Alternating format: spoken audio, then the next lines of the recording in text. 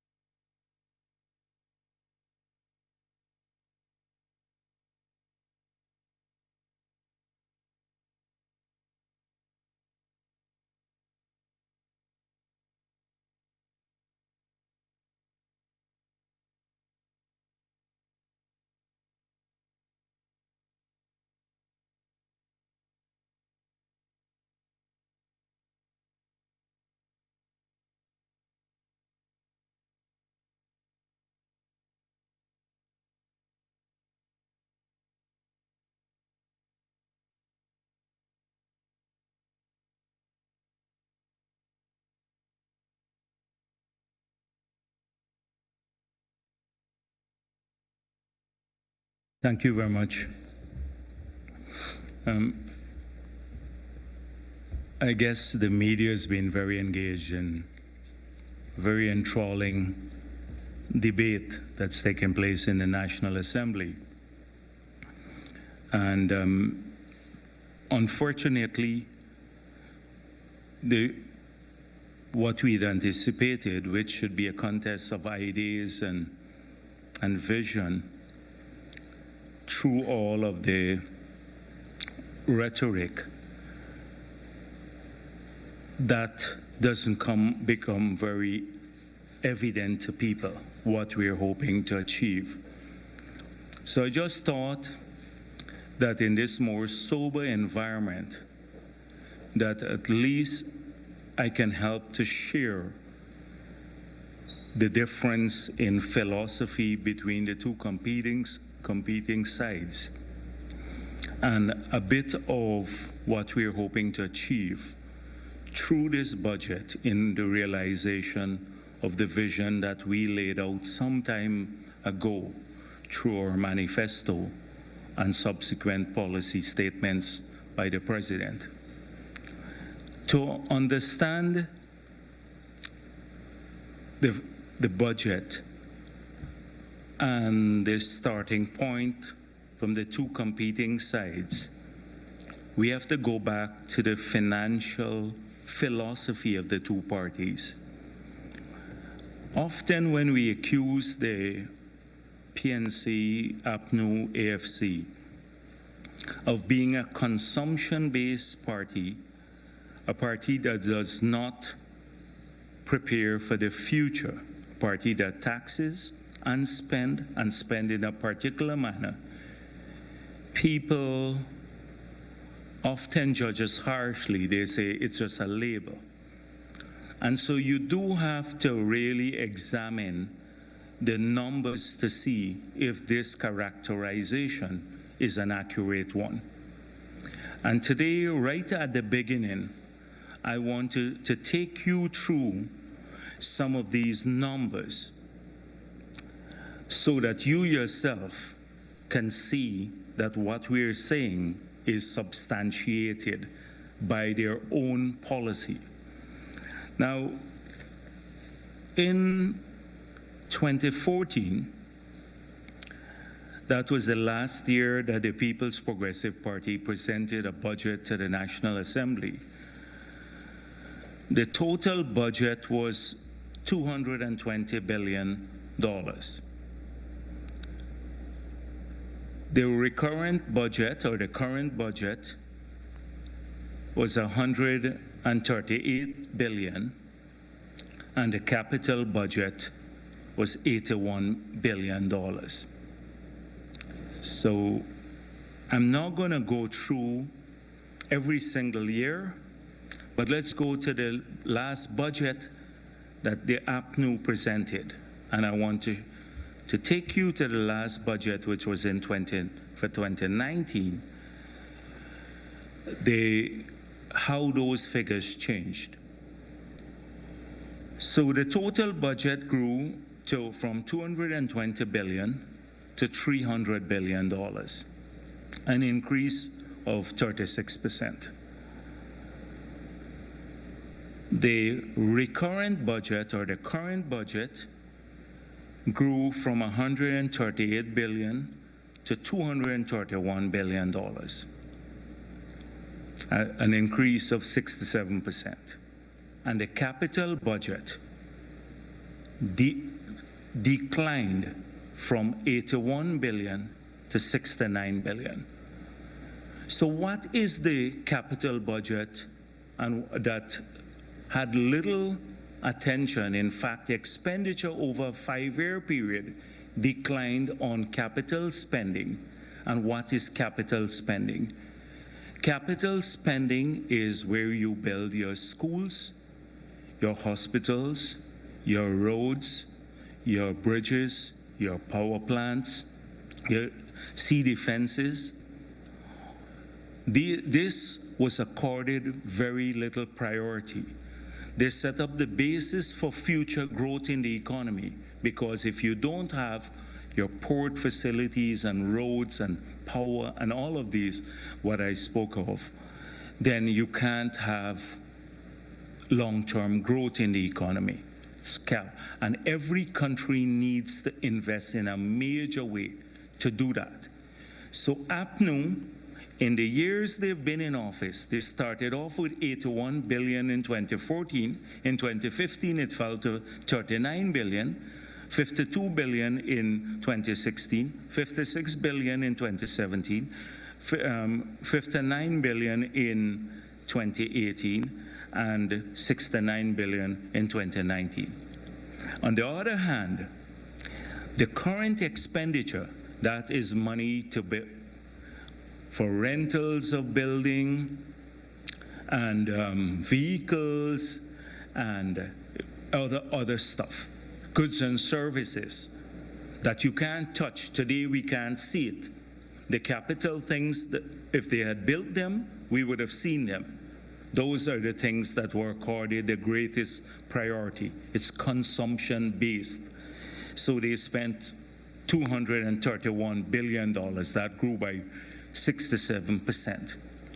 And that is why we say it's a consumption-based party that is focused heavily on that philosophy. It doesn't think about future growth, and the numbers tell that story. On the same period, on the tax side, so they not only spent a lot, but tax revenues grew from $135 billion to $225 billion, an increase of about 67%. This is very, very important. So when I listen to people speak in the National Assembly about the future of this country and about future growth and well-being, if we had continued with their philosophy, we're going to end up, over time this builds up, consuming everything we earn with no provisions for the future, not building the infrastructure of the future that will ensure that jobs of the future are guaranteed or generated, and that we can't ensure the future well-being of our people. So let's come to the PPP now, and what has happened in the last 2 years. Last year, because if we leave out 2020 as a year of transition, in 2021, the recurrent expenditure was $279 billion. The capital expenditure had grown from $69 billion in 2019 to $103 billion. So immediately we increased it significantly by about $34 billion in the first full year in office. And in this year's budget, the current expenditure has grown, a first budget to be financed by oil and gas revenue. The current expenditure has grown to $335 billion, an increase of 20% from last year. And the capital budget has grown from $103 billion to $217 billion, a 110% increase. That is, we're building for the future. That's where we're spending our money, on the future well-being of this country, investing in things that the country will be able to see and touch, not things that, well, all the spending they've had that disappeared because it's gone, it's current, you never could see it. And that left room for a lot of thievery. When you talk about corruption, people love to spend on the recurrent side because it disappears, you don't see it. So this is a very, very important point for us. Imagine us growing from the last budget that they presented, $69 billion on capital, to today $217 billion on capital. And this tells the story of PPP governments and the story of the transformation of this country, why we did so well without oil and gas money from the period we took office, when the debt burden was, debt overhang was 9 times that of our economy, and to service debt we used 153% of revenue. And by the time we left office, we were using less than 10% of revenue to service debt. And we had invested back in the roads and the power plants and the schools, etc., in spite of having to deal with that burden. APNU came back in government, and it went back to the philosophy that led to us in the 80s becoming one of the most heavily indebted country in the world, a consumption-led philosophy. So what you hear in there, in that chamber, this is the underlying philosophy that doesn't often get reflected in the presentations. And it's something vital if we want as a country to progress, we have to pay attention to, including the people who have been sometimes they run off on the small issues and they miss the big picture. They miss the big picture. Oh, we didn't have enough money here, or we had too much there. But they miss this big picture. And I'm not going to belabor this point, but I hope that you in the media and many of the analysts would start following on this. And this is crucial too for spending oil money. Because many countries in the world, when they had oil money or they got the windfall, what they did immediately, they started paying themselves higher salaries.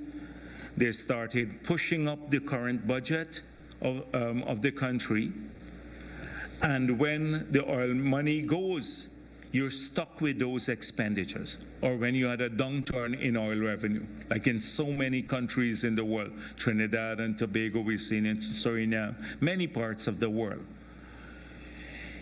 If you spend on the capital side and you have a downturn in oil proceeds or revenue, you can simply forego or scale back on some of the projects because it's not recurrent. It doesn't come back in the next year's budget.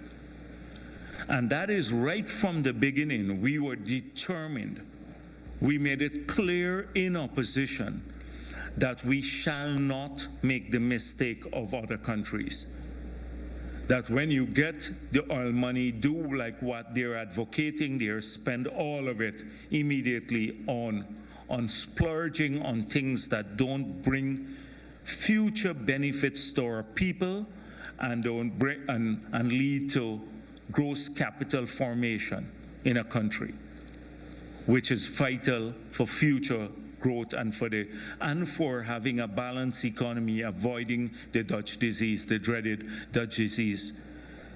So that philosophy, we made sure that although the oil money came in, we maintained it.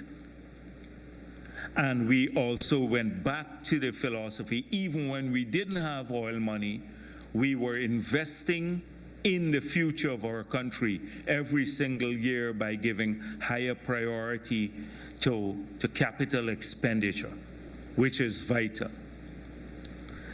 So that's the first point I want to make, that often you're not going to hear over there, but it's so important for future management of Guyana. The second point that we hear is that the budget is not pro-poor, as though APNU had pro-poor policies. So I want to take you through just a few of the features of the budget to show how although we had to maintain that philosophy on using the oil money to ensure that you don't have the change in relative prices, that how people's welfare in this country is a great priority in the budget and to the People's Progressive Party, and consistent, and how we remain consistent to the pledges we made to people when we campaigned, when we made promises to them. We want to fulfill those promises. So we promised to double pension in the 5 years. I remember in 2015, APNU said, immediately upon assumption in office, they will double pensions. Of course, that never happened. If you go to the 2015 manifesto, because that is a party that doesn't believe in fulfilling its manifesto, but we do. So we said we'll double it. So far, we have increased in the 2 years pensions by 40% in the 2 years. So we are on the way to doubling it in the 5 years. In the first year, we increased it by $5,000. And the total cost of that, additional cost to the budget, was $4.5 billion. This year, it went up another 3,000, so that takes you to 8,000, which is a 40% increase because it was on a 20,000 base. So how much more this year will pensioners be getting that they were not getting when APNU was in government per year? This year, pensioners will receive $7.2 billion more than they were receiving under APNU, the last year of APNU. And if you look at the 2 years cumulatively, it's $11.7 billion. But let's take 2022 alone. This year, our pensioners will be getting in their pockets $7.2 billion more than they were getting under APNU. Secondly, the school kids, because we care grant. So it was $10,000 in the last PPP government. It came down to zero under APNU. We increased it to $15,000 last year, and we promised to reinstate it and to take it to $50,000 per child in the 5-year period. This year, we've increased it to 205,000, so that's a 50% increase. Or a 50%, and not a 50% increase, because it was zero. It's an infinite percent. It was zero on the APNU. It's 25,000 now, so you can't even calculate the percentages increase because it was on a zero base. But it's half of our pledge that we have made. So how much, and we've done something else. We've now extended this to private schools too, kids in private schools. So 200,000 of our children will get this. This is equivalent to $5 billion. So our children now will get $5 billion more this year directly from the government that they didn't get under APNU. In fact, it was taken away by APNU. And there's nothing for poor. There's nothing here for poor people or children if you listen to the APNU presenters there. The school uniform has moved from $2,000 now to $5,000. We never even promised that, but that has increased by over 100%. It used to be $2,000, the school uniform grant, and we increased it to now $5,000. So that will cost this year an additional $600 million. That will go to the 200,000 school kids. On public assistance, it will increase to 800. They will get $840 million more than they were getting under APNU per year. So if you look at all of this, let's add down this list. Only in 4 categories, that's $14 billion more just in these 4 categories that people will be receiving than they were getting under APNU. Only in these 4 categories. Let's move on. On the Gold Scholarship Program, that was not there under APNU. So 6,000 persons now have a scholarship, and we're spending $1 billion. We spent $1 billion last year. This year, we're putting in an additional $1.3 billion. We have another 4,500 persons who will get scholarships. In these 2 years alone, we will have 10,500 scholarships being given to people at the cost of over $2 billion. Now we promised to get 20,000 scholarships in the 5 years period. In the first 2 years, we're fulfilling that promise. This is going again to our people, directly to them. That's $2.3 billion. We have, APNU, removed the CSOs, the Amerindians, who were there, who were getting a $30,000 a month grant, and they're like a stipend in the communities. Nearly 1,972 of them were fired.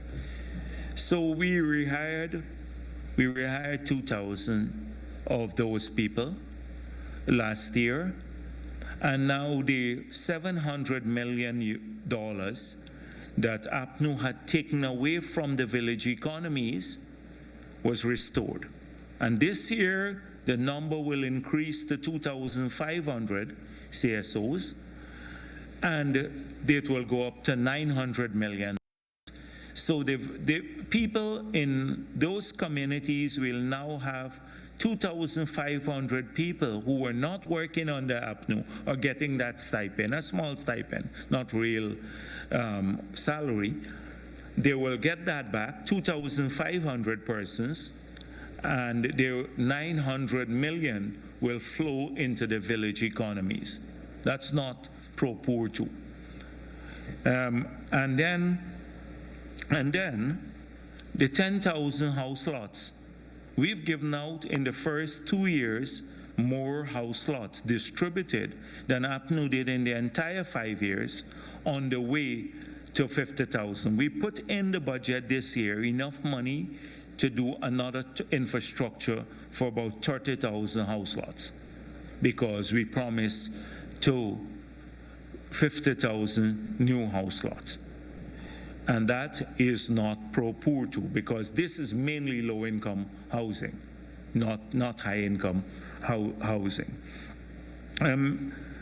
Then on the, it's the barefacedness that really troubles me when people talk about pro-poor, and you could increase the fees and taxes, 200 fees and taxes in a single budget. You recall the infamous Jordan's budget, where everything was increased, all the licensing fees, some moving by 400, 600%. They don't recall that we immediately, when we came into office, we cut those by 50%, the fees, and we removed back the taxes. Many of them were affecting poor people, including taxes on data and water and electricity and a whole range of food items, etc. When you look at the cumulative value of that, in 2020, it was about $40 billion. Now it's about $50 billion of our tax measures. So that's $50 billion that people had to pay in taxes that they're paying less now. That still remains in their pocket. And they talk about being pro-poor and pro-farmers. And then you remember increasing taxes on fertilizer, on pesticides, on the poor farmers. These are poor people too, who are barely struggling to make a living, to increase their land and water charges by 300%. You recall a lot of those issues. They forget it. So this whole rhetoric about being pro-poor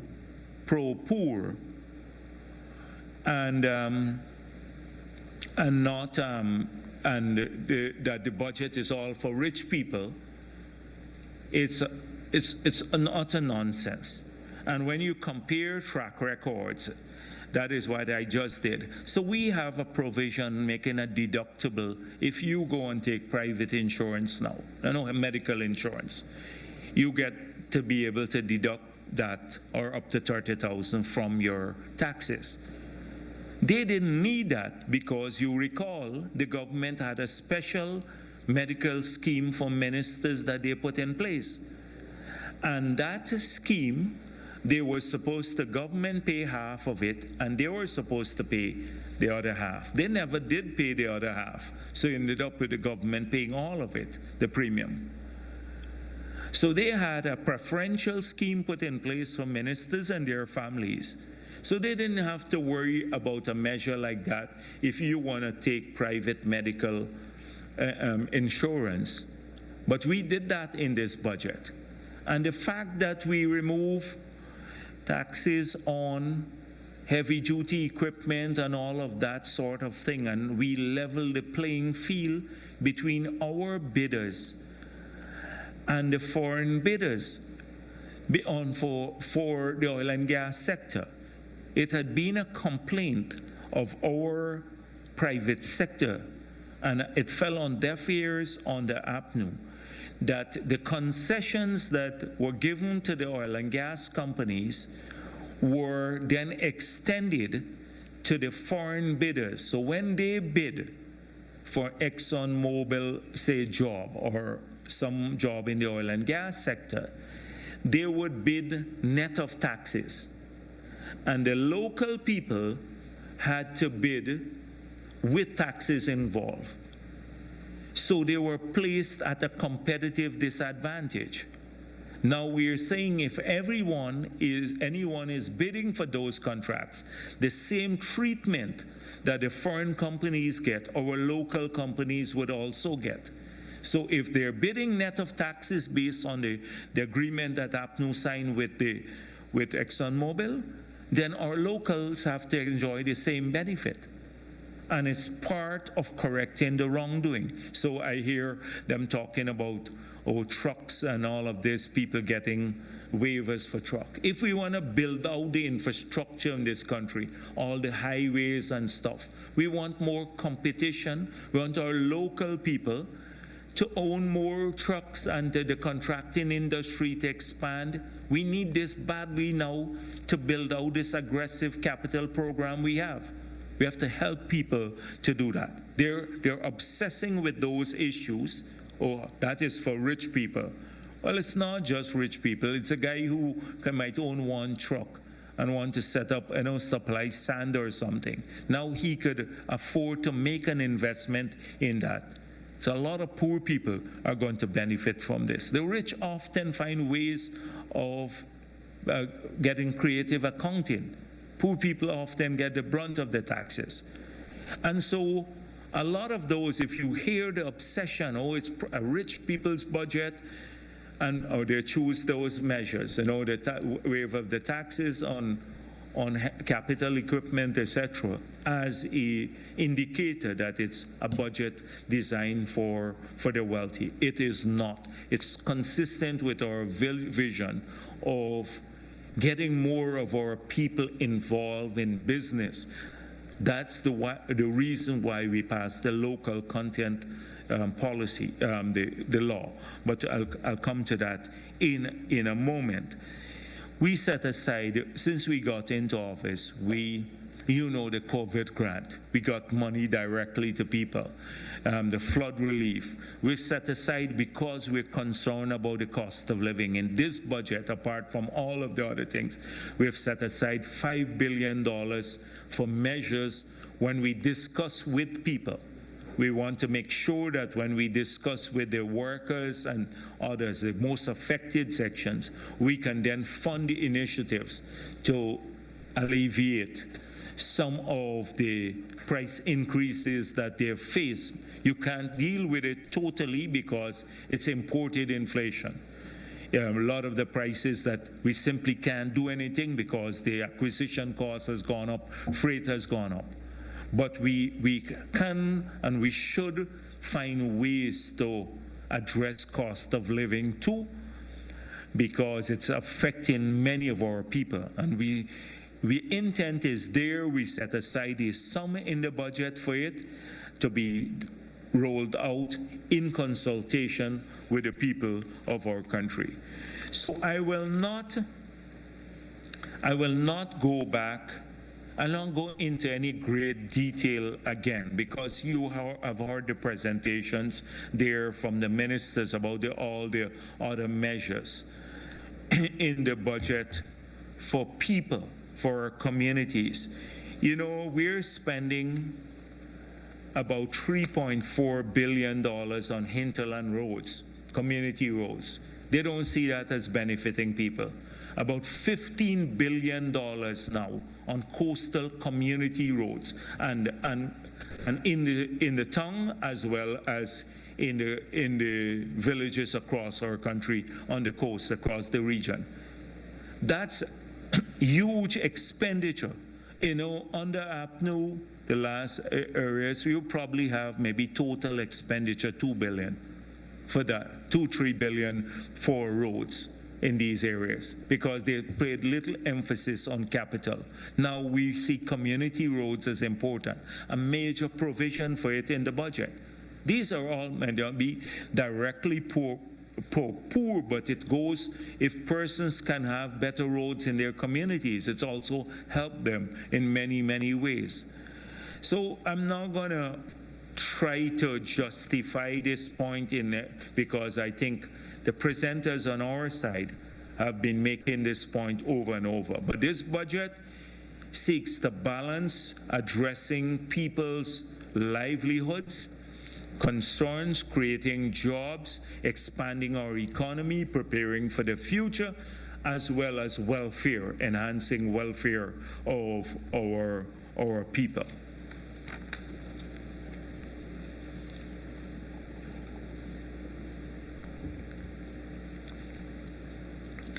As let me deal a little bit with the constitutional agencies, because in the public domain, we have been getting some heat, basically, for some of the constitutional bodies not being in place. And at least two of them came to an end in the period when the Parliament was just in recess. The Parliament was in recess. They came to an end in August 2021. The Parliament was in recess until October. So the parliamentary process has now been yielding results, because often in the appointment of these commissions, you have a parliamentary input. So it has always been our position, and from the beginning, I think the president was misquoted as saying he did not want to meet the leader of the opposition. But when the question was posed to him about engagements with the leader of the opposition, and he said, until there is an acknowledgement that this is a legitimately appointed, a legitimately elected government, there is no room for that engagement to move forward. However, he made it very clear that in his constitutional role, we're mandated by the Constitution to have to consult with the leader of the opposition. He was going to discharge his responsibility. So there are several commissions now that we anticipate before the end of February that the president will meet with the leader of the opposition. If by then there is a new leader of the opposition, we're hoping that matter would be resolved shortly. And on that point, let me say that we're vindicated too. You'd recall several times I said that engaging with Mr. Harman might be an exercise in futility, given that he may not have had a mandate from his party. And we were proven correct, that he never had a mandate from his party, although they had a very disappointed show, and Mr. Norton was elected, where only less than maybe about just over a third of their delegates. You need some water? But I drank from this one already. Okay, you can drink from that one. You good? I'll give you time to recover.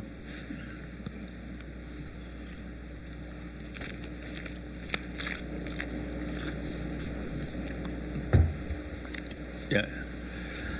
So the point I was making is, and I think we made this point elsewhere, that of the 3,000 delegates that they said, and they were boasting about, I read every media report had, in all the newspapers everywhere, that they had 3,000 delegates, so we're going by what the media said, that only 1,200 voted. So my conclusion as a politician is that if a third of your delegates vote, and they said they had 12,000 members, 3,000 delegates. If a third of them voted, your delegates to the conference, it meant that 2/3 of them felt none of the three candidates were inspiring or was inspiring enough to lead the party. Notwithstanding, Mr. Norton prevailed, as we suspected. And now they're in the process of electing a new leader of the opposition. So once that person is in place, we anticipate that by the end of February, we should have all of the commissions, the service commissions in place, right? So the president will consult with the leader of the opposition on the Judicial Service Commission and putting it back in place, the Public Service Commission, and the Teaching Service Commission. The Police Service Commission, 4 names have been approved by the committee, and it's on the order paper now for the approval of Parliament to come to the President. And I suspect once that comes, the President will then proceed immediately to appoint the Police Service Commission. So we anticipate that all of the commissions would be fully operational by the end of February, because the consultation with the leader of the opposition will take place. On the Integrity Commission, we anticipate that that also will be in place, but let me make it very clear that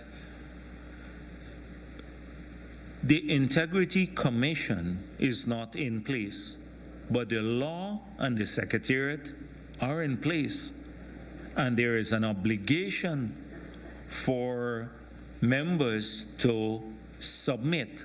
We have submitted, notwithstanding there is no commission. I've submitted, I know most of our MPs, we'd have to check with everyone, but we've made it clear they have to submit their statements to the Integrity Commission. There is a secretariat. You get a receipt for your submission.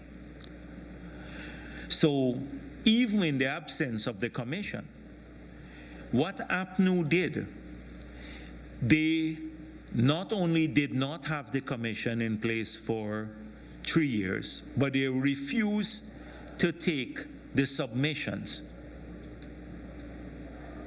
And that's why we disagreed with the ruling at that period by the chair of the commission to say that they would not look at the 3 back years, because there was an obligation to comply with the law. The law didn't change. It's just that the commission was not in place, but the secretariat was in place. And so let us make this very, very clear that members of Parliament and everyone, they still have to submit, even in their absence. Now, APNU did not submit for 3 years.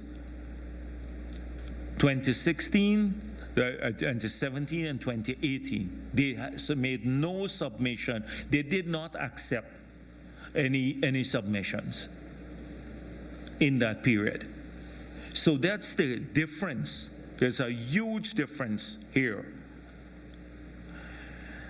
And so we anticipate that that also will be in place before the end of February. You know that the Parliamentary Standing Committee for Constitutional Reform met on January 18th, and they're meeting again on March 8th.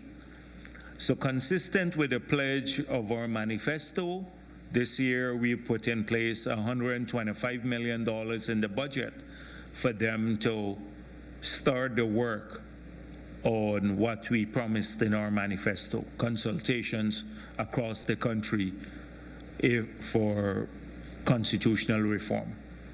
So we are hoping now that the budget is in place and they had their first meeting, it's a parliamentary committee, that they will set up the basis for the consultations. We'd already, in our manifesto, because we saw a farcical approach by APNU, to talk about constitutional reform. So we made it clear that we were going to define the model in our manifesto, so people had clarity. And we said 5 from government, 5 from opposition, and 10 from civil society. That would lead the process. And then the recommendations will come to the full National Assembly. We still remain faithful to what we promised in our manifesto. To have, and we want that process triggered. On the Public Procurement Commission, the 5 names have been settled, and there's a draft motion now to be approved by the PAC. So we're even hoping that by the end of this month too, that the PAC will meet, approve the draft, so that the President can then proceed to appoint the Public Procurement Commission. So on this month, we're hoping that most of these constitutional bodies, that they would all be in place by the end of, that is, by the end of February. The Representation of People Act, the reform, you would recall that we had 6 weeks for the consultation. We've extended that period. So far, Minister Teixeira said to me that we have had very few submissions as to what, from the various persons. We've had very few. We were expecting an avalanche of suggestions and ideas and stuff. So most likely we'd have to meet soon, look at the submissions we have, see if they can have an impact to improve transparency and predictability surrounding the electoral process as defined by the ROPA. And then we will incorporate those comments as far as possible, and then take it to the National Assembly for debate and passage.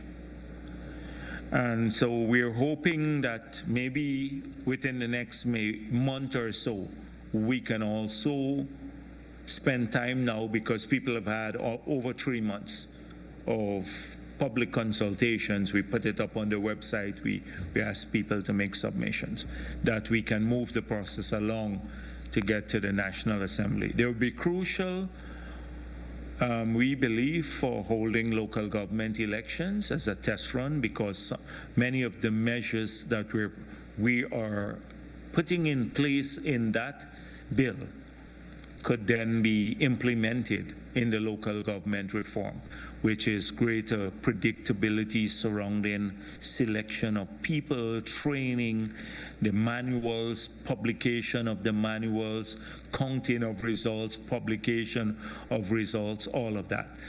Initially, when it came out, we heard a very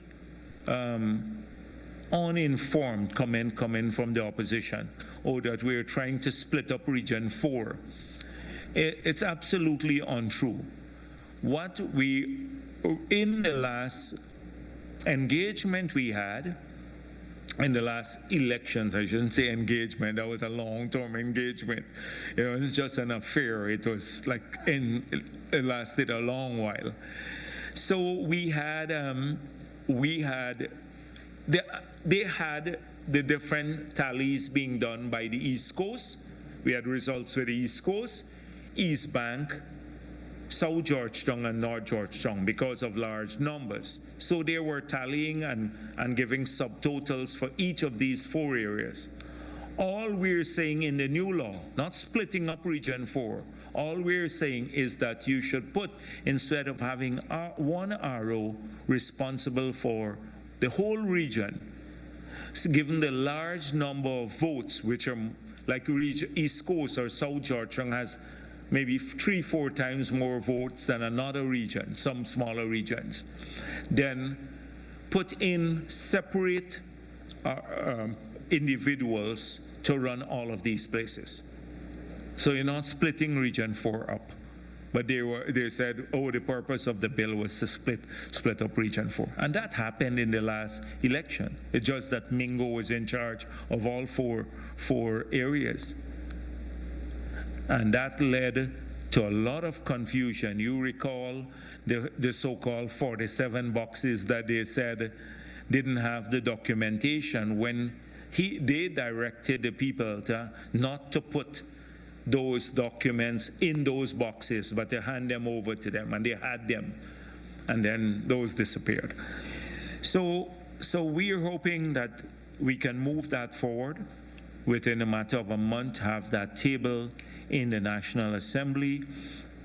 Or since we're talking about agenda, we're looking at I see a lot of talk has been about hemp. And yes, we are now working on legislation. It would be a highly regulated sector. And please, we don't want 100 persons coming now. Everybody is representing the hemp industry now. We have had a flood of people coming in.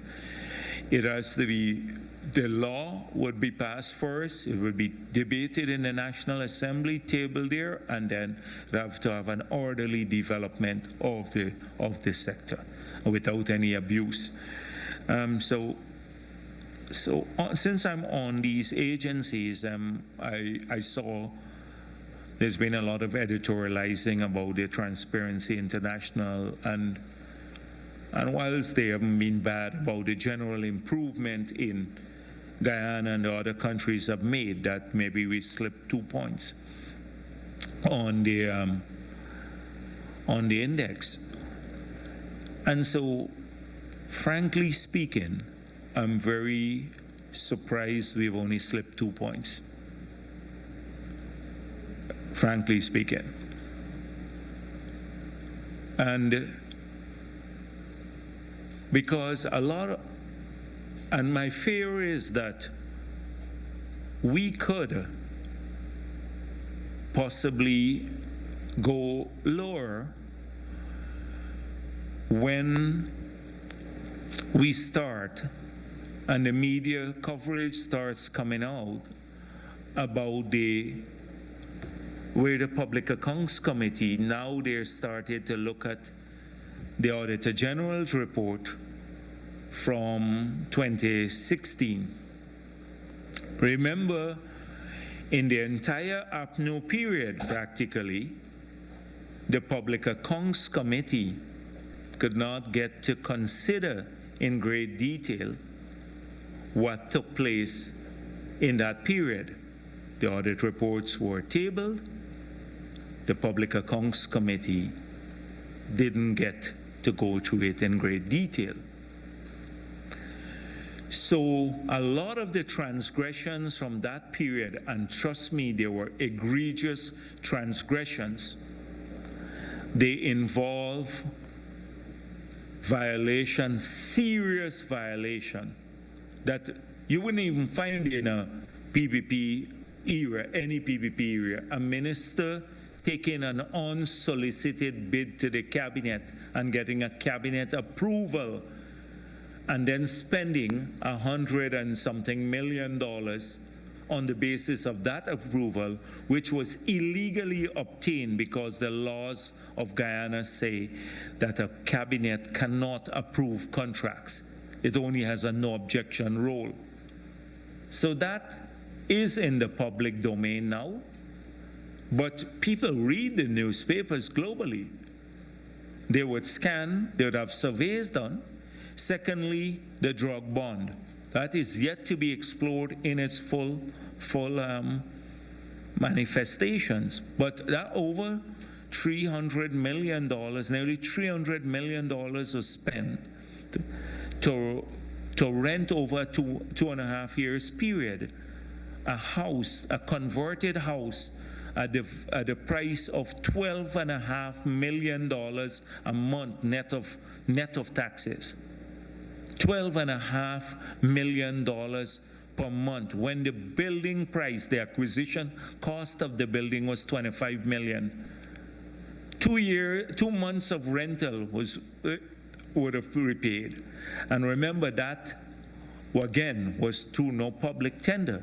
You would never find that in a PPP government, or something as egregious as that. A $12.5 million a month being paid for a building, and a house at that, without any public tender. That's going to come out. We're going to have, what will come out also is that the last government, without any parliament in place, illegally, because the government, after it had fallen and in the post-election period when it lost the election, spent in that period when it had fallen. There was no government practice. Well, there was a government, a caretaker government in place, and after the election, spent $419.5 billion without parliamentary oversight. And sometimes we're concerned about a tiny contract now. We don't pay attention to that. But that will come out globally.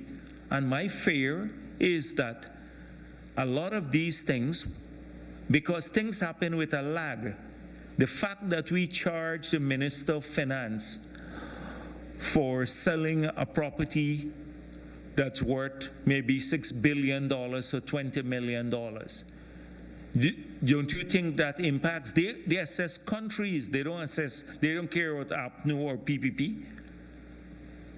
That will affect us too.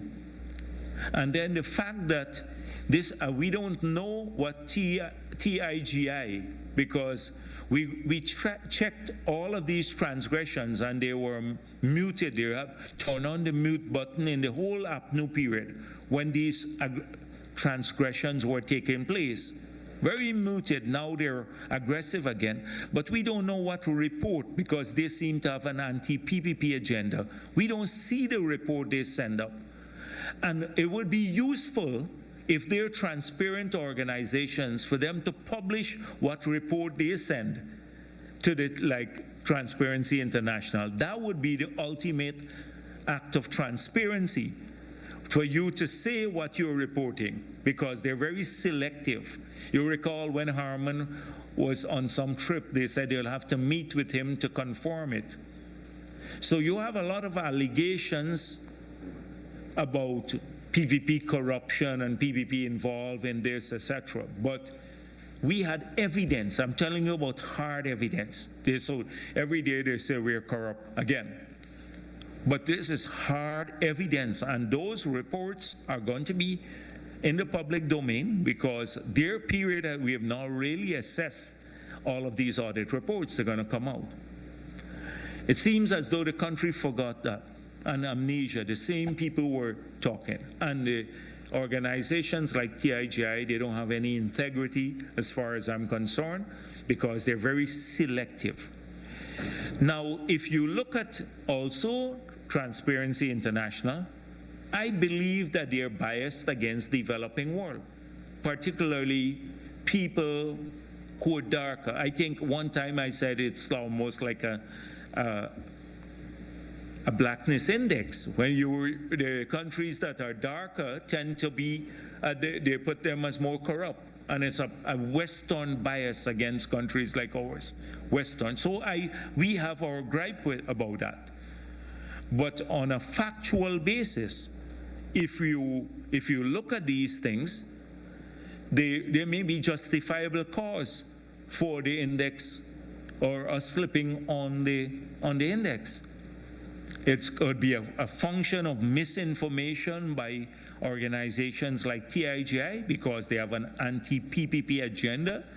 And it could be because a lot of these things, as we charge people now, the Minister of Finance gets charged now, then that goes down. Yeah, there was a huge, massive corruption. How could the procurement system, although there's a law, it's not inviolate because the minister can bypass the law and go to the cabinet and get an approval and spend the money. So the system is not robust. TIGI looks at the judiciary too. And you see the variance of decisions that we've had over the elections court case. We've had an assessment, not a flattering assessment done by the judiciary. It's not just executive performance. And thirdly, they look at civil liberties. Now, what was the worst thing? Who tried to snatch away our greatest civil liberty, which is freedom? Who tried to snatch that away from us? First, by violating the Constitution several times, and we had to go to the CCJ to get that corrected. Two, by refusing to obey the Constitution, holding elections on time after they fell. And thirdly, by trying to snatch the elections. So when people assess these, often they say, oh, it's government, somehow, or corruption in government. They assess the country. They assess a lot of these issues. And often with a lag effect. You know, what happens in the past catches up with you now too. So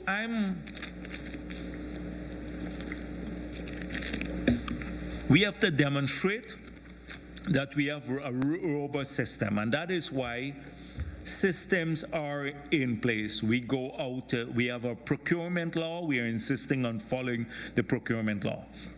And I come to all of that about how we've been building the robust systems. And it's not that the systems are not in place. It was APNU's illegal behavior.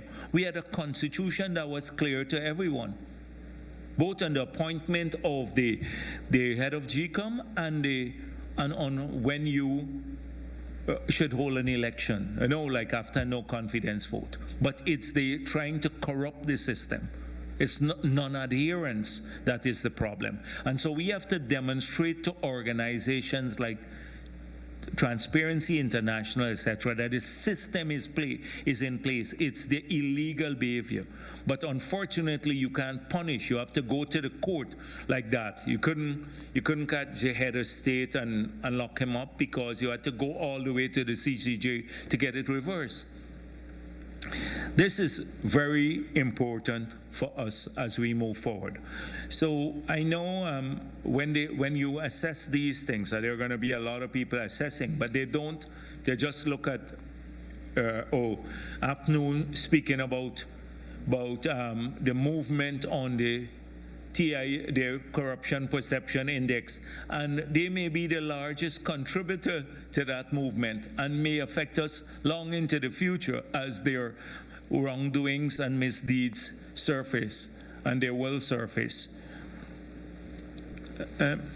So let us now talk a bit about the Natural Resources Fund. And so this is again generated a lot of press and opinions. Some are genuine and some are not based on fact. So first of all, in opposition, we made it clear that we are not going to use the NRF that was passed by APNU in the new government. We said there were two issues that we were mainly concerned about.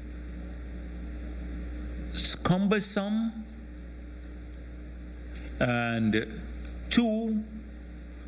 cumbersome to operationalize, and number two, it vests enormous powers, all the powers in the minister directly, the Minister of Finance. And we demonstrated how this was so. So we said we will pursue the amendments to correct this. We said also we want to ensure that there are penalties to address situations similar to what happened with the signing bonus. So what was the frame of mind? Because we have to operationalize this bill. We were taking a lot of flack. If you look at the newspapers too, people are saying we're sitting on money, we're borrowing, there are development needs for people, and you have to spend the money on the development needs and future growth for Guyana. and blaming the government for not operationalizing the fund. So we started off, we divided this into a few areas. First of all, receipts from oil and gas companies. So let's say number one area is the receipts. So we made it clear that we had that situation where Mr. Jordan said to this country, we never received nor requested a signing bonus. A year after that, the country found out not only had they received the signing bonus, well, in a year, they had deposited it in an account that is not the consolidated fund, nor in the balance sheet of the central bank. Now, our Constitution and the FMA make it, they define how monies, public monies, have to be deposited. First of all, it has to be in the consolidated fund. It could be in three funds: the consolidated fund, a deposit fund, but if you create a deposit fund, it has to be created for a specific purpose and Parliament has to be notified, or a fund created by special legislation, say the Lotto Fund. It's created by special legislation by the Parliament. So they deposited this money in another account, not in any of these three funds, illegally, and said to the country, we didn't receive the money. Then we heard they were taking money directly from there to pay legal fees for the court case and what else we don't know. So we then said this money has to be paid into the consolidated fund. So clearly, transparency surrounding money coming from the oil companies has to be crucial in our whole drive to transparency around oil money.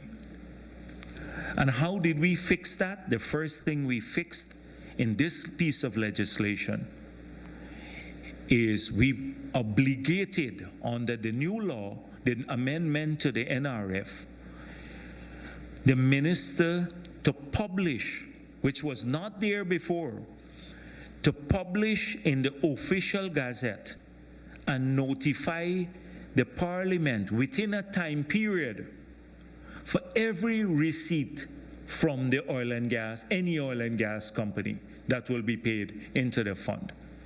So if it is royalty or profit oil or any other receipt that goes into the Natural Resources Fund, immediately or within a period defined by the Act, the Minister of Finance has to publish that in the official gazette and they have to notify Parliament. So Parliament knows how much money we receive and the citizens of the country would know because it's in the official gazette. So at the end of the year, you don't have to guess, you don't have to wait on a government report. All you have to do is to go to all the official gazettes and you add down how much money we receive. And if the figure differs from what the government produces, then you can say, what's going on here? Because the minister has to report every year and on money received through the report from the board of directors. It will have to come to the Parliament. So there is great transparency, which was not in the old Act, surrounding receipt of funds now. So what if the minister doesn't do this? Well, the law says he goes to jail for 10 years. 10 years if he doesn't publish that in the official gazette or notify the Parliament. For every single transaction, every time there's an oil lift or a royalty payment, he has to do this. That's the ultimate in terms of transparency. That was not there in the old act. Jordan could receive and hide the money, which he did. Just receive and hide it. Nothing there. That's point one. So surrounding receipt.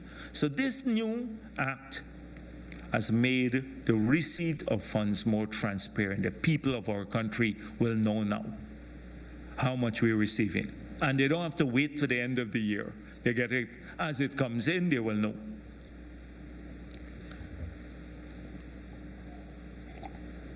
Secondly, so we receive the money, it comes into the fund. So all of the money is in the fund now. How does government withdraw from the fund? That's the second thing, the withdrawal process.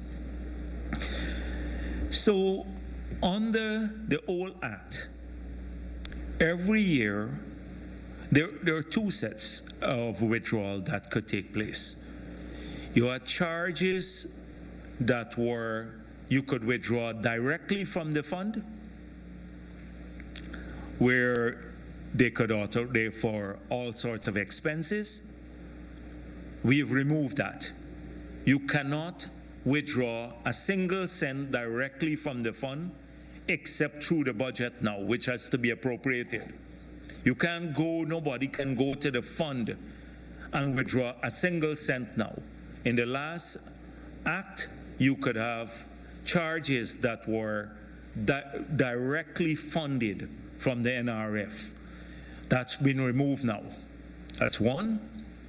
We removed that. So if the money is not appropriated in Parliament, you can't withdraw.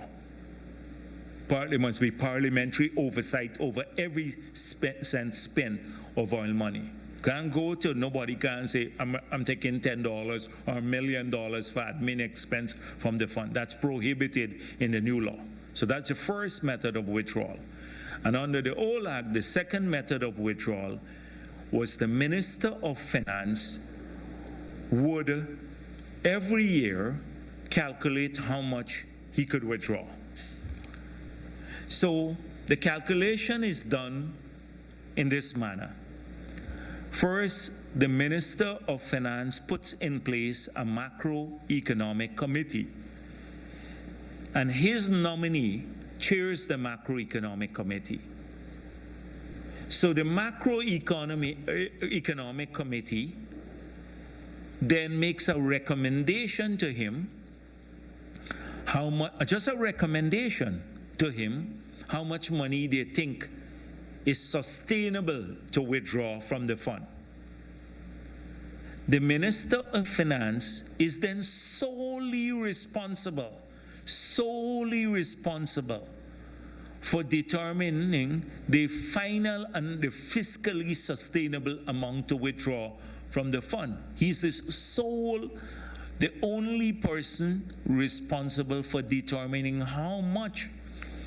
And he does this on the basis of something called a fiscal rule, which is all assumption based. So you know how you calculate in economics. You can say, like a lot of countries do this.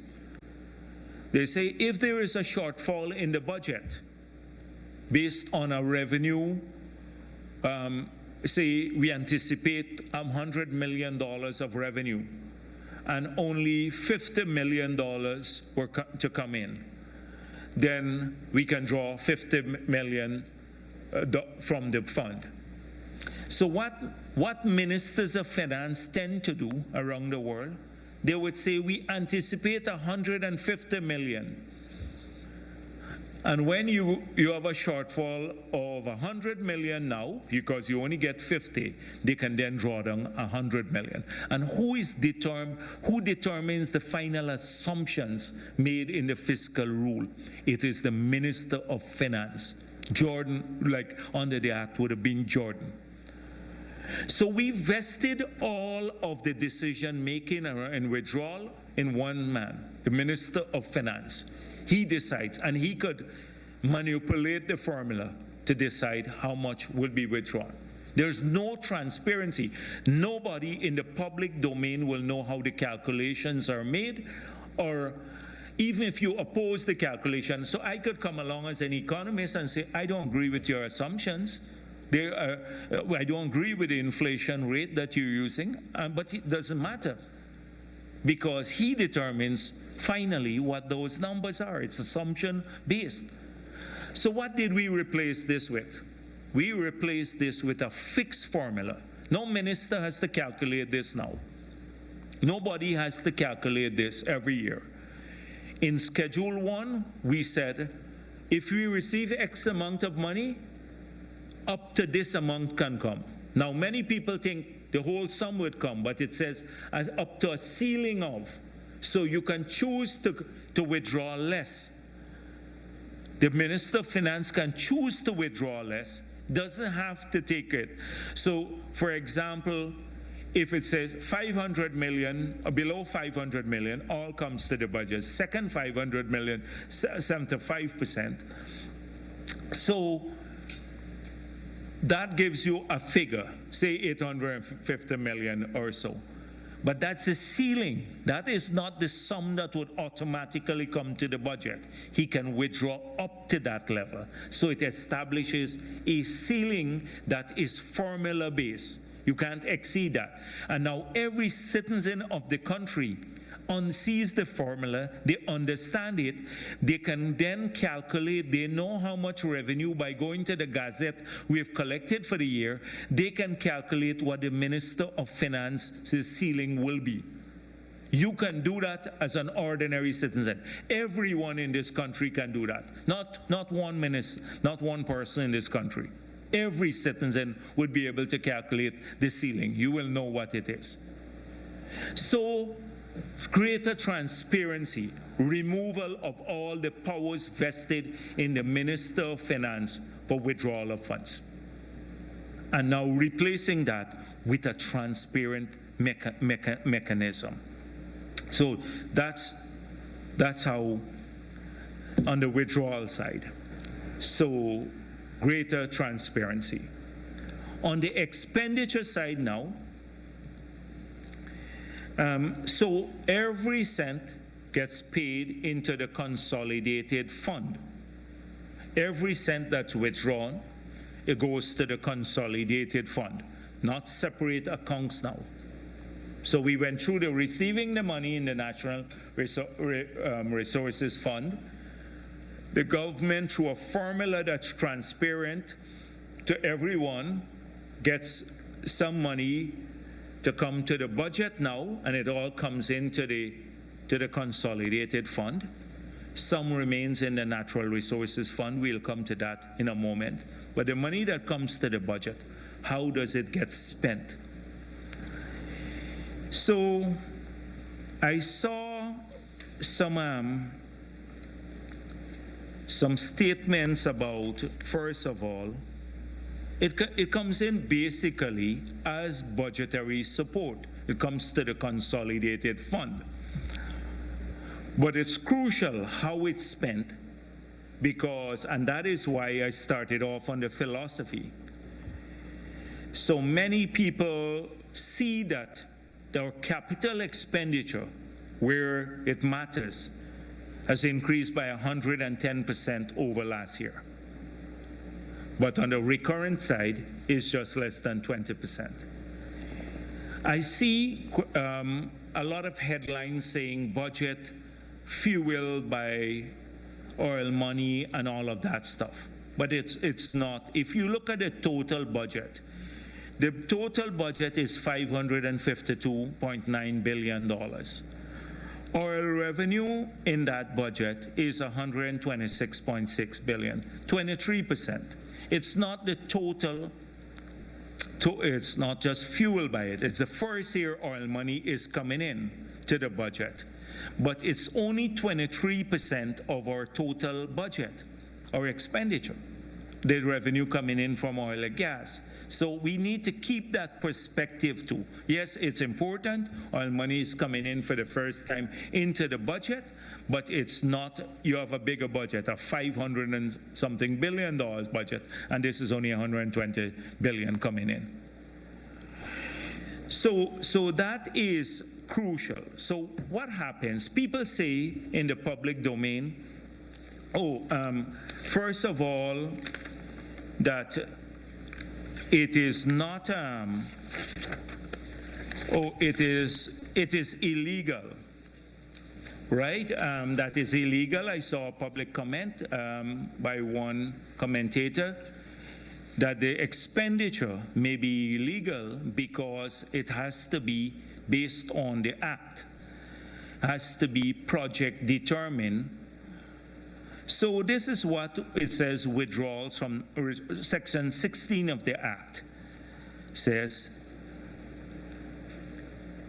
all withdrawals from the fund shall be deposited into the consolidated fund. So that's condition one.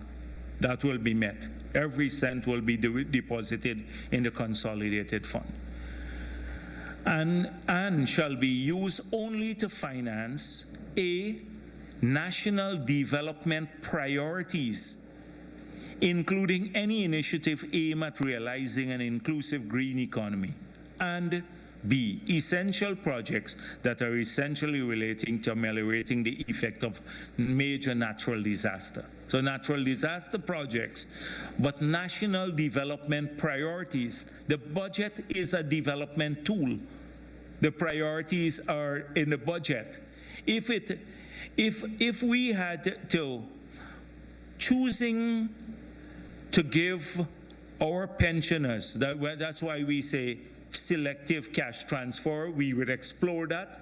We put that in our manifesto. We can explore that, and we're looking at fulfilling our obligations to certain categories for children, older people, etc. But that could be a national development priority. It doesn't say a project. He is saying that it has to be project-based. It does not have to be project-based. Nowhere in the document does it say that budgetary support conflicts with the legislation. In fact, it has to fund it must be paid into the consolidated fund and fund national development priorities as determined by the executive. That's your role. You get elected to determine what national development priorities are. So that I saw that comment about it being illegal and the withdrawal. It is absolutely not true. Secondly, there are concerns, and people say, oh, there are no penalties for misspending oil money. I see that comment too. And some countries have harsh penalties for spending oil money. But the oil money comes in here, in this case, as mainly budgetary support at this stage. So it's difficult to pinpoint in which is oil money because it comes into the consolidated fund as revenue. So that is why the Minister of Finance made it very clear that there is first of all, we will not be able to spend a single cent or finance a single activity from oil money if it is not in the budget. And the budget has to have parliamentary approval and appropriated by the parliament. So every activity in Guyana funded by oil money must be approved by the parliament. That's the first point. Every activity. We can't say tomorrow, oh, we want to approve something else. Let's take some money from the NRF or from the consolidated fund and fund this activity using oil money if it is not in the budget and not passed by Parliament. So that's clear. That's transparency there.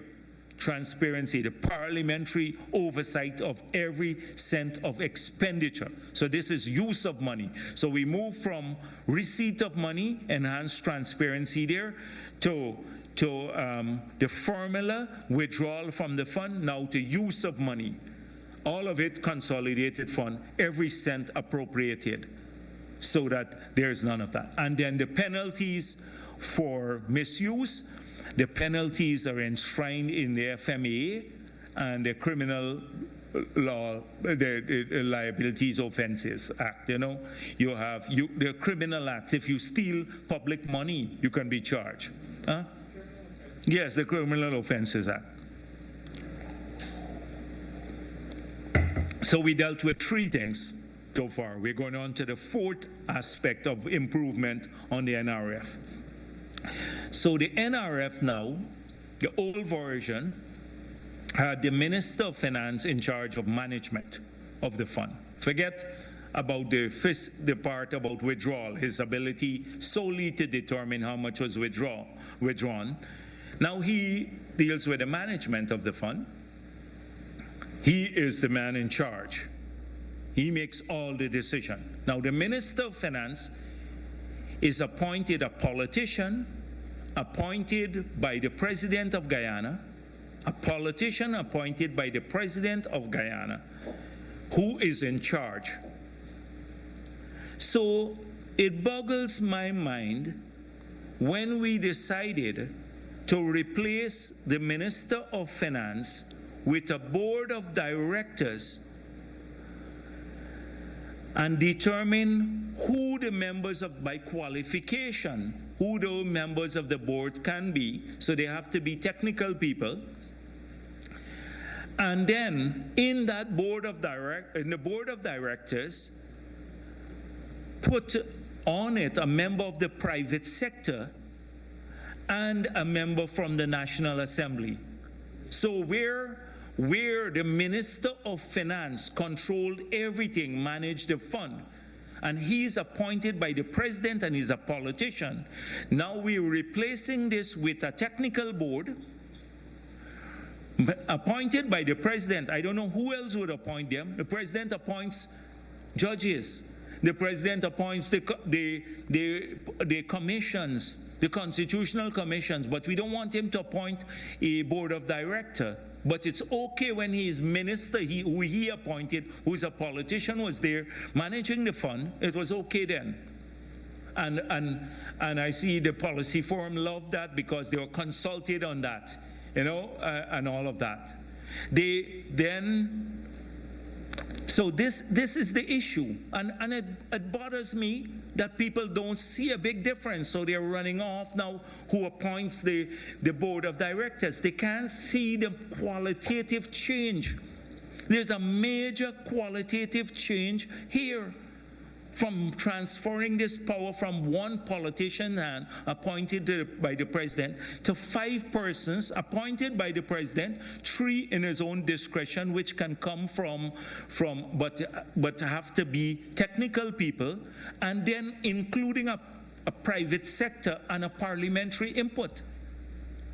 It's unbelievable. I thought people would embrace this immediately. Oh, they were not consulted on it.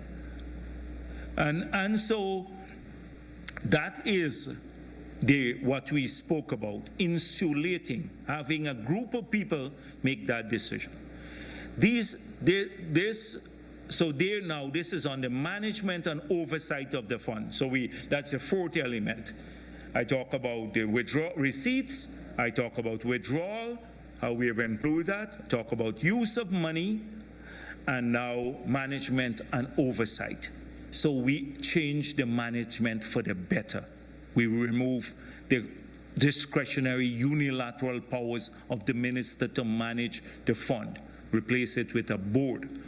Now, I've heard comments that this board may be illegal because it's not a body corporate. Now, we sought a legal opinion from the Attorney General Chamber, cited 3 examples: the Guyana Act, Trinidad and Tobago, Norwegian Act, where the board of directors is established in each case by the law itself. You don't need to have them incorporated under the Companies Act. Establish the board of directors. So we dealt with that issue. It is the board of directors is set by the act, and there's precedent for this in many countries. So coming back to that board now, will have to submit a report to the Minister of Finance. He has to table that report to the Parliament. For obviously, it would be debated in the Parliament. That's on the management. Oversight, there were 22 organizations, totally cumbersome. You can't have 22 organizations. You have to pay them, and I think some of their charges would have been directly on the fund. 22 persons from all sorts of groups. So we decided to shrink the group. It's now nine representatives, 2 from labor, 2 from the private sector, 3 from religious organizations, 1 from the professions, and 1 from the National Assembly. So we are putting in now somebody from the National Assembly that has to have the approval of both sides on the oversight body. They too have to do a report, and their report will go directly to the Speaker. And so that is on the oversight. Then on the investment committee, the opposition has a nominee. So the investment committee will work with the board and the central bank and obviously the oversight body to see that the resources are well managed. I've dealt with a few key components of the bill. And so if you trace that, those are the critical points. 1, receipt of money. And now today that's totally transparent in the new act. Massive improvement. 2, withdrawal. That's transparent too, and that is formula-based. Remove the discretion of the Minister of Finance. 3, the use of the money. Transparent through a budgetary process, appropriated. And 4, to removing the powers of the minister and vesting it in a board in terms of management and oversight. Those are the key elements of the bill. And so I hope that a lot of the noise we hear, they will pay attention to this. They're more concerned about, there were a few, we're not consulted, the bill was rushed in. We studied every organization and what they've been saying for a while. It's not like we drafted this in a vacuum. And let me make one other point, is that in the bill itself, we built in a mandatory review every 5 years of the first schedule. So that is where the formula is based. So take, for example, if we withdraw, say, 600 million this year, but we start in 4 or 5 years' time, we build all of our highways that our people need. We built all the power plants. We built all of our hospitals. We're looking for 7 new major hospitals, upgrading Bartica, Linden, New Amsterdam, all these hospitals. We complete that task. We could easily change the formula. We built in a review to take less from their fund and save more. So as you finish the national task, build out the infrastructure, so too could the formula be adjusted, but it will have to be done transparently in Parliament so the whole country knows it. And we built in that mandatory review in the legislation itself. And as I said before, is this legislation cast in stone? So assuming as we go forward, assuming we see something egregiously bad about the legislation, including in discussion with civil society, and it's egregiously bad, we can easily go back and adjust it. We can easily adjust it. It's not a fix in stone, but now it becomes operational. It's a vast improvement over what was there. It gives more transparency to the ordinary people of this country, not 1 or 2 persons that would have only known about this. That's what we've done here. And we're very pleased that we have done so, and it's in fulfillment of one of the promises of our manifesto. The second one that we passed, the local content legislation, we made it clear the people of this country must benefit from the industry. And I'm not going to, that issue has been ventilated extensively about how our people are going to be protected and whatever we need to do to protect Guyanese business, Guyanese individuals and business from getting jobs. So we have to be very cautious too. Suddenly people are coming in for like passports and stuff. We have to be very careful. Getting a Guyanese citizenship now suddenly has become enormously valuable for many people. Some people I know from who would never look back to Guyana in all these years. Now they're looking for a great-grandparent who had Guyanese blood to get a Guyanese passport because there's value to it, and we want to keep it like that and grow it in a way. Not to be exclusionary, of course, but our people have to benefit from these opportunities, and we'll do whatever it takes, including leveling the playing field, as I mentioned earlier, on the tax side. And so these are the two pieces of legislation.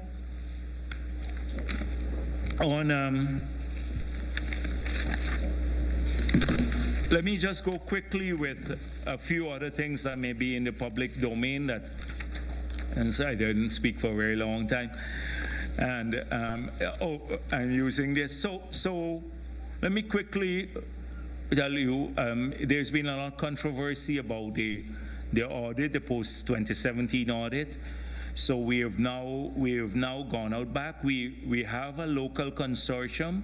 We're going out for an audit that would allow the foreign company to work with the local people and to build capacity here. We're hoping that after this would be done, the 2017 to the 2020 audit is done, that locals would have all the capacity to do future audit. And this is separate from the audit done by the GRA. So GRA in itself has to build its own capacity to do the audit for tax purposes, but this is here to audit external expenditure, to see reasonableness and fairness and all of that, to protect our interests as to what is charged against cost oil. So we don't mind waiting a few more days.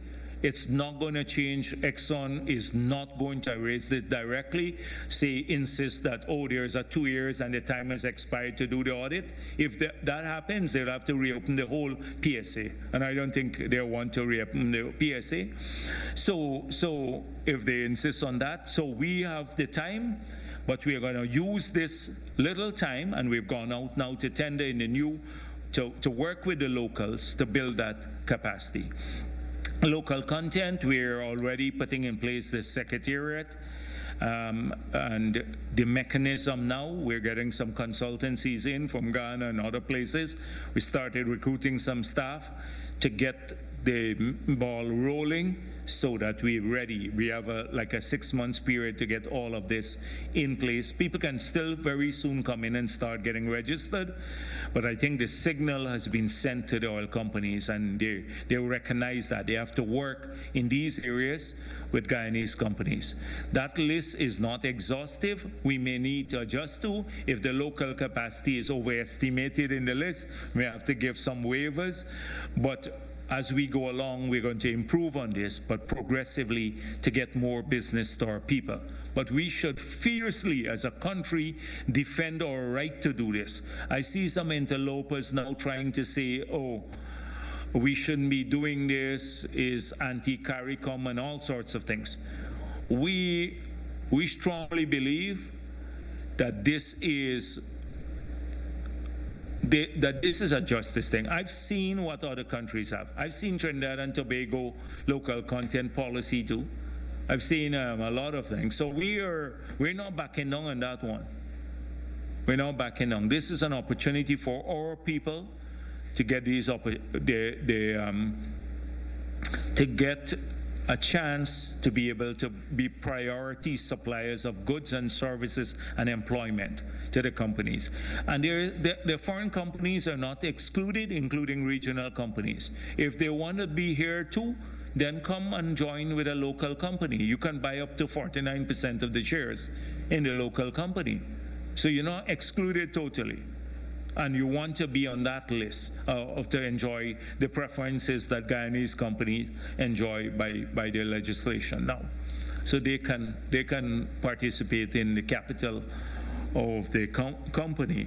On the review of Yellowtail, we have been, there was an expectation that would be done before the end of the year.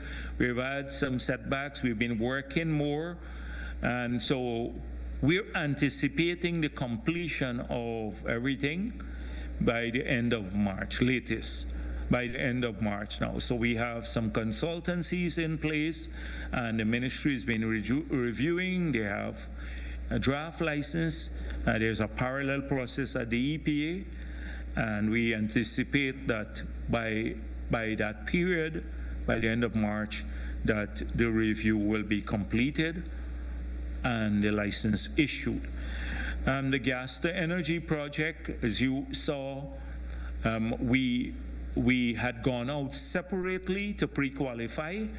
Exxon had done so on the NGL facility and the government of Guyana on the power plant. There was a study done, and it showed that cost savings could be much if we go as a joint project. The cost savings could be as much as $60 million US. So we decided to go out back for expressions of interest. That was closed on the 20th of January. They're now working to pre-qualify the companies, and then a request for proposal will go out shortly thereafter. So we are anticipating we will start getting bids in sometime maybe by the middle of the year or so, even earlier than that, depending on the length of time and when the request for proposal will move forward. Where the CGX has found oil there, there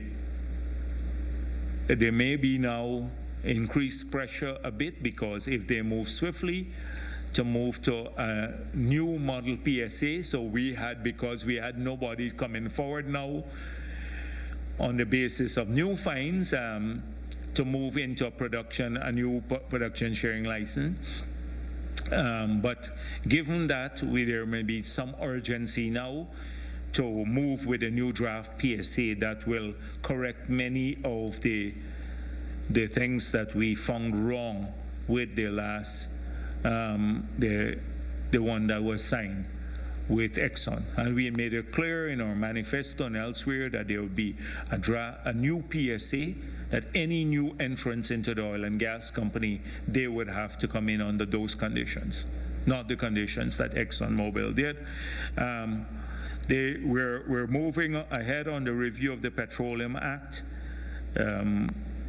So these are some of the things we're working on. On the LCDS, as you know, we have put it out for consultations. There are technical briefings now going on with various interest groups. And we have next week the first meeting chaired by the President, the multi-stakeholders meeting, to advance the consultation process. We're hoping to finalize that soon.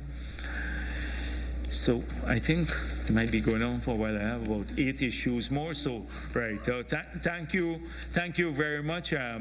So I take questions now.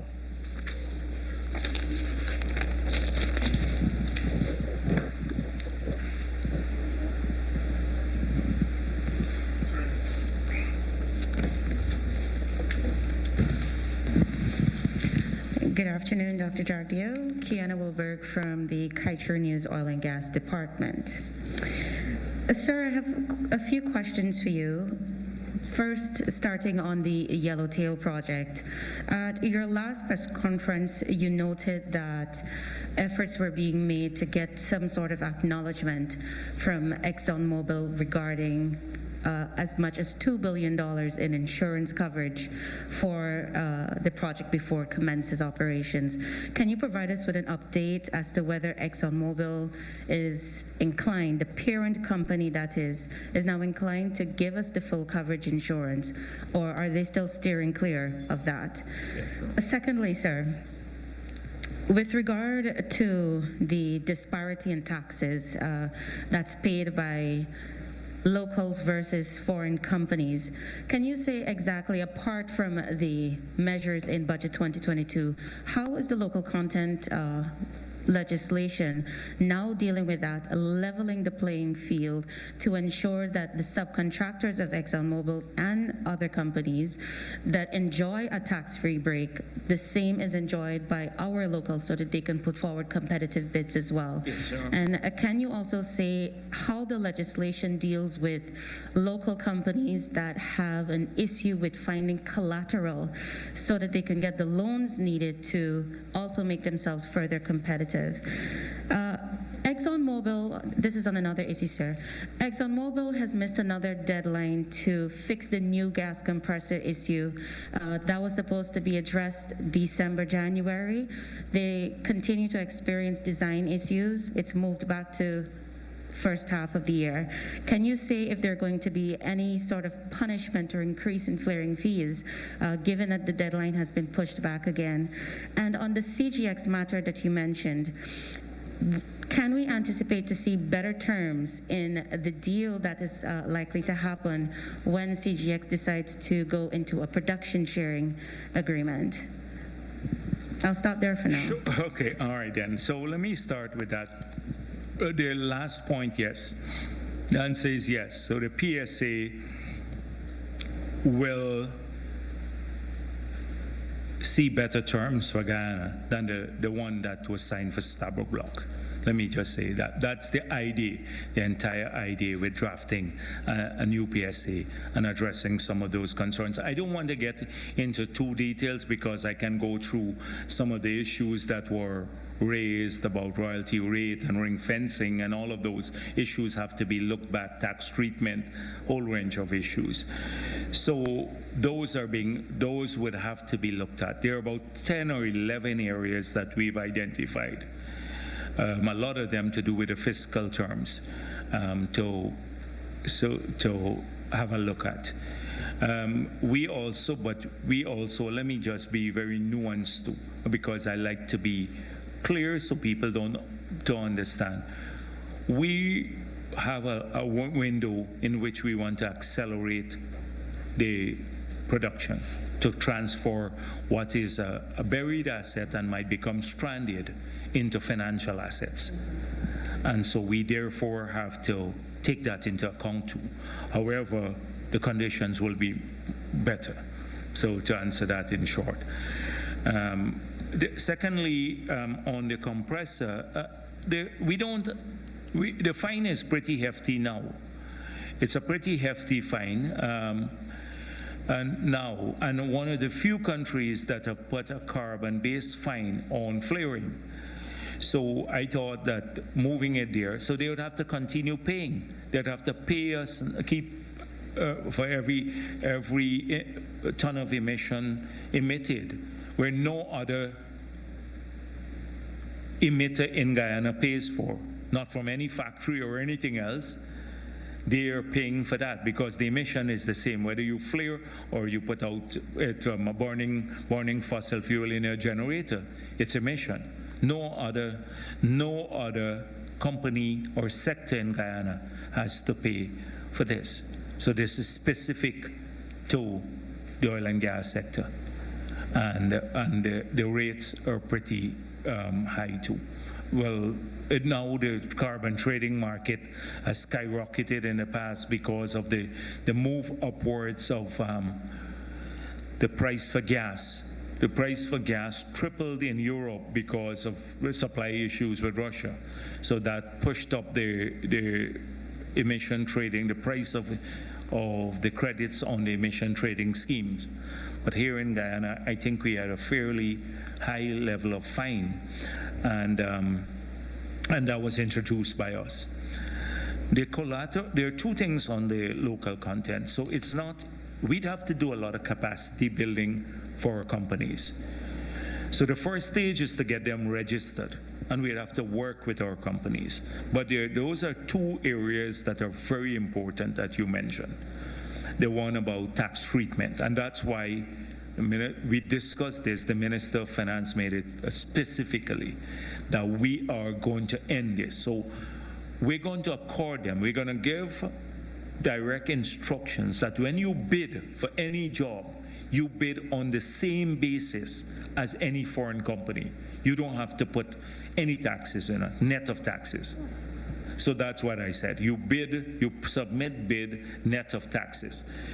So that's why I'm pointing out that wherever Exxon has passed on its fiscal benefits to its suppliers, the local suppliers have to get the same treatment. So if they passed it on to Schlumberger or Halliburton or Trinidadian company, then the local people can't be placed at a competitive disadvantage. So we are firm on that. That's going to happen. They know this. This is a public statement we made, and it would be treated that way in the GRA and everywhere else, the Ministry of Finance. So that's one. And most likely we'd have to, at some point in time, create the legislative tool to do that, because the budget often is a statement of intent. Legislation often comes to give effect, but we can do this administratively now. Secondly, collateral. And so this issue came up in the consultations with the local companies. A lot of them may get a contract, they win a contract, but they can't raise money using the contract. And that has a lot to do with our commercial banks and the instructions from the central bank, how we treat collateral and what we can use as collateral. So the Minister of Finance will have to, I possibly be part of that meeting, I'd have to ensure that we work out an arrangement where people can raise funds against verified contracts or contracts that they win, already. And this happens in some countries. So, and the commercial banks may be, they're willing to go this route too. You understand what I'm saying? So if, for example, if I have a 5-year contract with ExxonMobil to say provide transportation of 10 vehicles, then using that contract, I can go to the bank, and the bank verifies the contract and say that it's a 5-year contract. Your repayment terms would allow you to take the vehicle and repay them and make a profit. Okay. Then they can lend against that. Okay. So that is what we're exploring to bypass some of the collateral requirements. And the insurance license, yes, the insurance. This is ongoing discussion, and it's done mainly at the EPA. So that was their position, the EPA position on the table. They've been negotiating this. So the EPA, at the end of the day, we'll see this in the I don't want to, I said that what we were trying to achieve, to get the parent company to give us an insurance. I don't want to give a ball-by-ball blow, because you know the intention already. You'll see the final product when it comes out. But we are pressing hard for that sort of engagement or commitment. Okay. Thank you.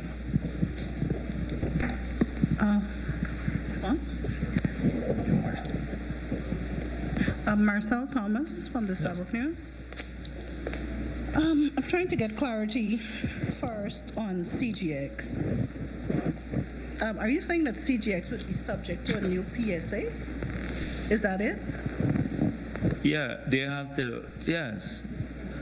When they come in a production sharing agreement, they have to sign a production sharing agreement.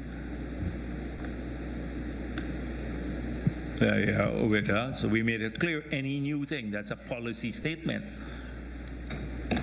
It's not, Marcel, I'm surprised that this is because, surprising to you. Exxon We've been saying this all the time, that any new, even Exxon comes in on the Kaichor and Kanji block.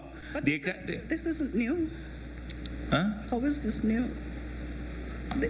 Aren't they holding to an old agreement? CGX, Anadarko, Exxon. I'm kind of confused on this one. No, recall before, there's a lot of controversy about the PSA that Trotman signed with his wife as the witness. The agreement, I shouldn't say that maybe a thing, but it's true. The agreement that was signed, that agreement, there's been a lot of controversy about it every day. I saw even Patterson saying now conveniently, when he was general secretary of the party, they didn't want to renegotiate. His boss signed the agreement, and the address on the agreement, the local address, is the law office of Mr. Nigel Hughes. So all the AFC thing. So that agreement, and everyone is saying that it doesn't give Guyana a fair share of the proceeds. So we made it clear that at this point in time, we will not renegotiate the agreement. Right? And from opposition. We then said, however, that any new PSA that has to be signed, so to develop any new area into production, they have to sign a new agreement. Mm-hmm. And that agreement, in that agreement, we will seek to correct some of the disadvantages of the one that was signed. So when they're ready to move into that, they'd have to come to the government, CGX, to move into, say, production or the development phase to work out that new agreement. Still on oil and gas.